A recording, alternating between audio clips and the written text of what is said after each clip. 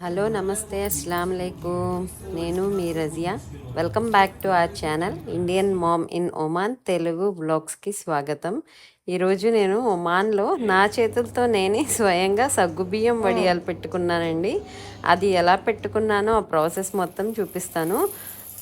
ముందు రోజు నైట్ నేను 1 కప్పు సగ్గుబియ్యాన్ని తీసుకుని వాష్ చేసుకుని నానబెట్టుకుని ఉంచుకున్నాను.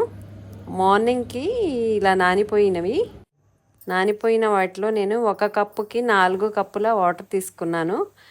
ఈ వడియాలు చేసేటప్పుడు ఎప్పటికైనా మందపాటి గిన్నెని తీసుకోవాలండి, లేకపోతే ఇది సగ్గుబియ్యం కదా కింద అడుగంటుకుపోతూ ఉంటుంది. ఎగ్జాక్ట్గా ఏదైతే కప్పుతో తీసుకున్నామో ఆ కప్పుతోని 4 కప్పుల వాటర్ వేసుకోవాలి. ఇలా 4 కప్పుల వాటర్ వేసిన తర్వాత వాటర్ అనేవి బాగా బాయిల్ అవ్వాలి. బాయిల్ అయిన తర్వాత అందులో 1/2 టీ స్పూన్ సాల్ట్ వేసుకోవాలి.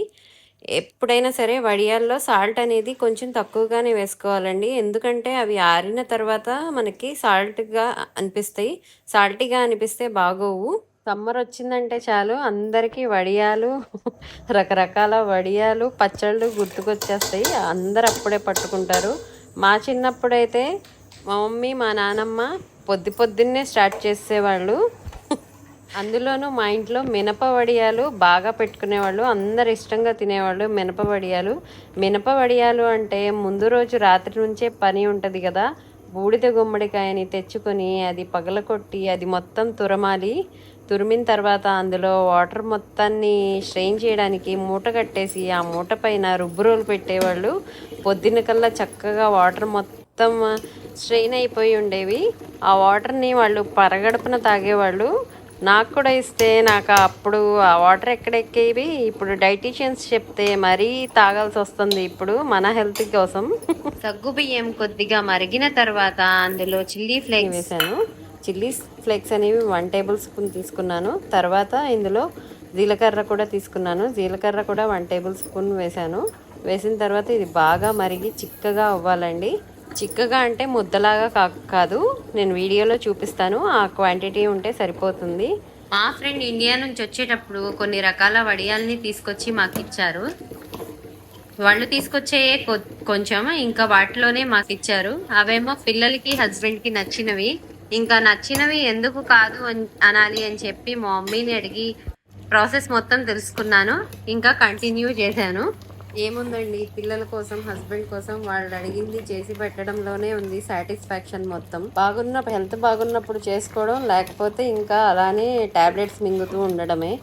ఏముంది, ఈ రోజుల్లో 30 క్రాస్ అయితే చాలు ఎక్కడ లేని అన్నీ వచ్చేస్తున్నాయి. నడుము నొప్పులు, మోకాళ్ళ నొప్పులు ఇలాంటివన్నీ ఎక్కువైపోయినాయి. మధ్యలో తలనొప్పులు, నీరసాలు, మళ్ళీ పిల్లలకి బాగోకపోవడాలు ఇవన్నీ రిస్కే. అదే ఇండియాలో ఉండుంటే అమ్మ వాళ్ళ ఇంటికి వెళ్ళి ఒక 4 రోజులు రెస్ట్ తీసుకుని ఎనర్జీ ఫిల్ చేసుకుని రావచ్చు. ఇక్కడ అలా కాదు, ఎంత బాగున్నా బాగోకపోయినా మేమే చేసుకోవాలి, ఇంకా తప్పదు. సంవత్సరానికి ఒకసారి అలా వచ్చి వెళ్ళిపోవడమే, మనకు కావాల్సినవన్నీ తీసుకుని. అలా సంవత్సరానికి ఒకసారి తీసుకొచ్చినా అవి ఎన్ని రోజులు ఉంటాయి? మహా ఉంటే ఒక 6 నెలల వరకు దాచుకుని ఉంచుకుంటాము. ఈ లిక్విడ్ అనేది ఇలా ఉండాలండి, అంత గట్టిగా కాదు, అంత లూజ్గా కాదు, అలా ఉంటే చాలు, చిక్కపడిపోద్ది. ఈ గ్యాప్లో నేను ఒక కాటన్ క్లాత్ని తీసుకుని దాన్ని వాటర్లో నానబెట్టుకుని ఉంచుకున్నాను. తర్వాత దాన్ని పిండేసిన తర్వాత నేను ఇలాగే ఒక రూమ్లో వేసుకున్నాను. బయట వేయలేదండి, బయట టెర్రస్ పైన వేసుకోవచ్చు, కానీ టెర్రస్ పైన దుమ్ము వస్తూ ఉంటుంది కదా, ఇక్కడ దుమ్ము ఎక్కువగా ఉంటుంది, ఎందుకులే రిస్క్ తీసుకోవడం అని చెప్పి ఇంకా ఇంట్లోనే వేసేసాను. ఈ రూమ్లో మాకు ఎండ వస్తుంది, 1 డేలో ఆరిపోయినాయి. అదే బయట ఎండకి 10 మినిట్స్ చాలండి. ఆ 10 మినిట్స్లోనే వడియాలు ఎండిపోయి మన చేతికి వచ్చేస్తాయి. నానబెట్టిన 1 కప్పుకి ఈ క్లాత్ మొత్తం వచ్చేస్తాయి అనుకున్నా, కానీ క్లాత్లో ఒక పక్కకు కూడా రాలేదు. మొత్తం కౌంట్ చేస్తే 50 ఉన్నాయి అంతే. ఇంకా వీటిలో మా పిల్లలు వేలు పెట్టి కలకడమే సరిపోయింది, వాళ్ళకి కాపలా కాయడమే. తర్వాత ఆ కాపలా కాయలేక రూమ్కి కీ వేసేసాను. వాళ్ళు చూడడం ఇది ఫస్ట్ టైం. ఇండియాలో ఉంటే పిల్లలకి, కాకులకి, మేకలకి కాపలా ఉంటాము, ఇక్కడ మా పిల్లలకి కాపలా ఉండాల్సి వచ్చింది. ఇంకా కొద్దిగా నీళ్లు చల్లుకుని ఒక 10 మినిట్స్ పక్కన పెడితే ఈజీగా వచ్చేస్తాయి ఇవి. ఇలా వడియాల్ని ఎప్పుడైనా కాటన్ క్లాత్ మీదే వేయాలి. కాటన్ క్లాత్లో వేయడం వల్ల చాలా మంచిదంట. ప్లాస్టిక్లో వద్దండి, మ్యాక్సిమం ప్లాస్టిక్ని అవాయిడ్ చేయండి. ఎందుకంటే ప్లాస్టిక్లో వేసిన తర్వాత ఆ టెంపరేచర్కి ప్లాస్టిక్ కరిగి అందులో రియాక్షన్ జరిగి ఏవో కెమికల్స్ రిలీజ్ అవుతాయంట.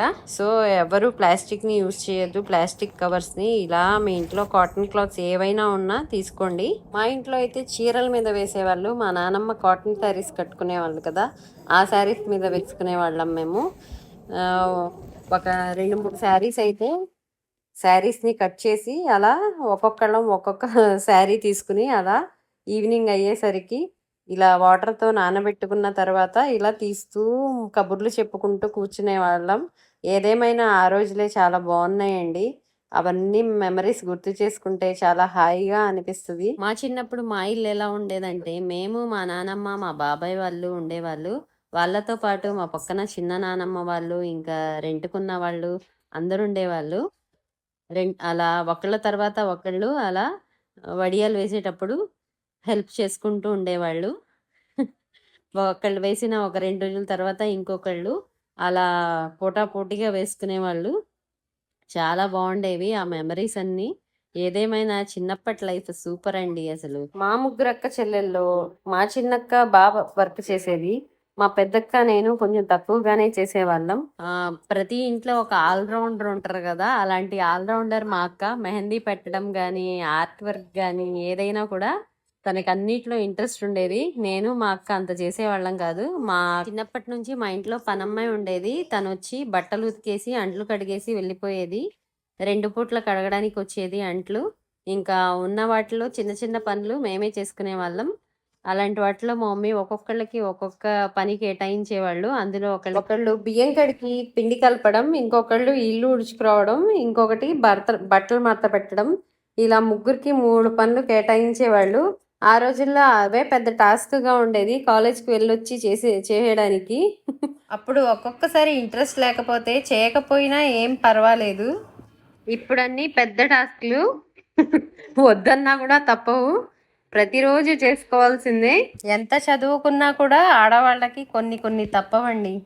ఇంకా మ్యారేజ్ చేసుకున్న తర్వాత పిల్లలు పుట్టాక ఇంకా రెస్పాన్సిబిలిటీసే. ఇంకా ప్రతిరోజు పరుగు. ఓకే అండి, మరొక బ్లాగ్తో మళ్ళీ కలుద్దాం. అంతవరకు సెలవు, బాయ్, అల్లా హాఫీజ్.